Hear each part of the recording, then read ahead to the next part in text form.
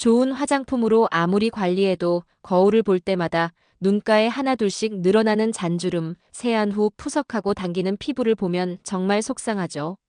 사실 주름의 가장 큰 원인은 건조함입니다. 수분만 제대로 지켜줘도 건조로 인한 주름은 상당 부분 예방할 수 있는데 의외로 이 기본을 놓치시는 분들이 많습니다. 오늘은 가성비 최강템 바세린으로 어떻게 건조 주름을 예방하고 관리할 수 있는지, 그리고 제대로 활용하는 방법과 꼭 주의해야 할 점까지 알려드리겠습니다. 주름은 단순히 나이가 들어서 생기는 게 아닙니다. 물론 노화도 원인이지만 더 중요한 건 바로 피부 속 수분입니다.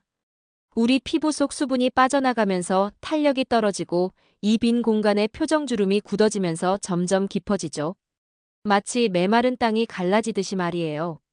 쉽게 말해 사과를 깎아놓고 그대로 두면 수분이 날아가서 쪼글쪼글해지는 것처럼 말이죠. 특히 계절의 변화나 실내외 온도 차이, 그리고 세안 시 과도한 세정제 사용은 피부 장벽을 무너뜨려 수분 손실을 가속화합니다. 그래서 주름 관리의 첫 단계는 비싼 콜라겐 크림이나 고가 화장품이 아니라 가장 기본적인 수분을 꽉 지키는 것이 핵심입니다. 자, 그럼 바세린이 이 건조함을 어떻게 해결해 줄까요? 바세린은 피부에 수분 보호막을 씌워 수분이 날아가지 않게 막아주는 밀폐제 역할을 합니다. 이 보호막은 두껍게 쌓을 필요 없이 미세한 층만으로도 수분 증발을 98% 이상 차단하는 효과를 냄과 동시에 외부 자극으로부터 피부를 보호하는 원리죠. 쉽게 말해 냉장고에 음식을 보관할 때 랩을 씌우면 수분이 날아가지 않는 것과 같아요. 여기서 중요한 포인트. 바세린은 수분을 새로 넣어주는 게 아니라 이미 피부에 있는 수분이 빠져나가지 않게 막아주는 역할이에요. 그래서 바세린을 바르기 전에 수분크림으로 충분히 보습을 해주고 그 다음에 바세린으로 랩을 씌우듯 덮어주는 순서가 중요한 거예요. 실제로 여러 연구 결과에서도 바세린은 수분 손실을 막는데 가장 효과적인 보습제라는 결과가 있습니다. 흔히 말하는 수분 잠금 역할을 제대로 해내는 거예요. 그럼 이제 피부과 전문의가 추천하는 올바른 바세린 활용법을 알려드릴게요. 수분크림과 바세린은 가장 기본적인 조합입니다. 세안 후 평소 사용하는 수분크림을 먼저 듬뿍 바르고 충분히 흡수된 것을 확인하세요. 그리고 쌀알 크기의 바세린을 손바닥에 덜어 양 손바닥을 가볍게 비벼서 체온으로 녹여주세요. 이 과정에서 바세린이 액체에 가까운 아주 얇은 막으로 변하면서 넓게 퍼집니다. 그럼 얼굴에 가져가 가볍게 눌러주세요. 이마, 양쪽 볼, 턱을 순서대로 부드럽게 감싸듯 누르면 녹아있던 바세린이 피부에 얇고 균일하게 밀착됩니다. 그러면 수분은 안쪽에 머물고 바세린이 그 위를 완벽하게 덮어주는 막 역할을 합니다. 이렇게 바르면 끈적임과 답답함 없이 사용하실 수 있어요. 평소 피부가 많이 건성인 분들이라면 이렇게 해보세요. 기존에 바르시는 스킨 로션, 에센스, 수분크림을 발라 충분히 흡수시킨 뒤 바세린을 얇게 바르면 수분과 영양을 꽉 잡아주어 다음날 촉촉하고 윤기 있는 피부를 느끼실 수 있습니다. 얼굴 전체에 바르기 부담스럽다면 주름이 잘 생기는 부위에만 집중적으로 관리해보세요.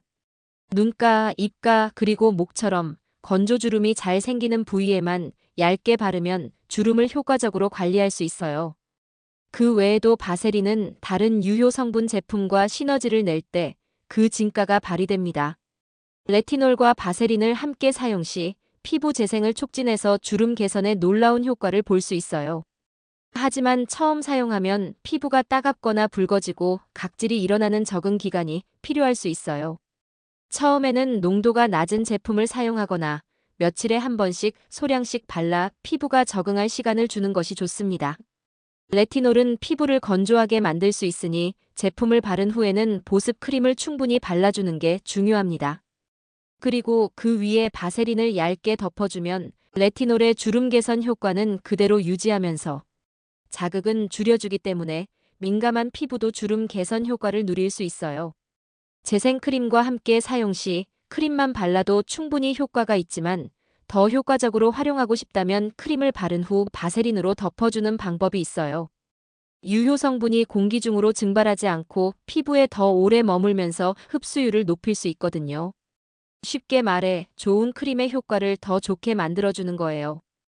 피부가 갈라지고 손상된 부위에 비판텐 연고를 사용하실 경우 바세린을 덧바르면 재생 효과가 더욱 강화됩니다. 하지만 바세린이 모든 피부에 다 좋은 건 아닙니다. 잘못 사용하면 오히려 독이 될 수 있으니 이 두 가지만은 꼭 기억하세요. 지성이나 여드름 피부를 가지신 분들은 특히 주의하셔야 해요.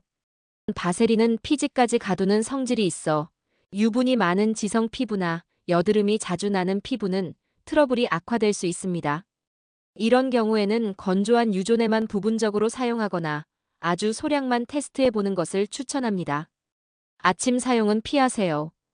바세린은 특유의 번들거림이 있어 낮에 바르기 부담스럽습니다.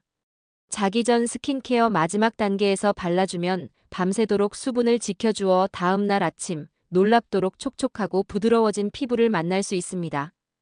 그리고 사용하기 전에 이것만은 꼭 확인해 보세요. 알레르기 테스트는 필수예요. 매우 드물지만 바세린에 알레르기가 있는 경우가 있어요. 처음 사용 시 팔 안쪽에 소량 발라서 24시간 테스트 후 사용하세요. 바세린은 얼굴 주름 외에도 일상에서 이렇게 활용할 수 있어요. 이런 방법들은 의학적으로도 인정받은 활용법이에요. 손발 갈라짐에도 효과적이에요. 각질층이 두꺼운 손발은 바세린의 효과가 특히 뛰어나요. 밤에 충분히 발라주고 면 소재 장갑 양말 착용하면 각질 연화와 수분 보충 효과를 볼 수 있어요. 작은 상처가 났을 경우 주변 정상 피부에 발라주면 딱지 형성을 방해하지 않으면서 주변 피부 건조를 예방해요. 단, 상처 부위 직접 도포는 의사 상담 필요합니다. 입술은 피지선이 없어 쉽게 건조해지는 부위예요. 바세린은 입술 보습에 효과적인 성분으로 잘 알려져 있지만 위생과 안전성을 위해서는 립밤이나 입술 전용 바세린 제품을 선택하는 것이 권장됩니다. 로션 대용으로 바세린을 전신에 바르기에는 너무 끈적인다면 평소 사용하는 대용량 로션에 바세린을 소량 섞어서 사용해 보세요. 로션의 보습력이 훨씬 더 좋아지는 것을 느낄 수 있습니다.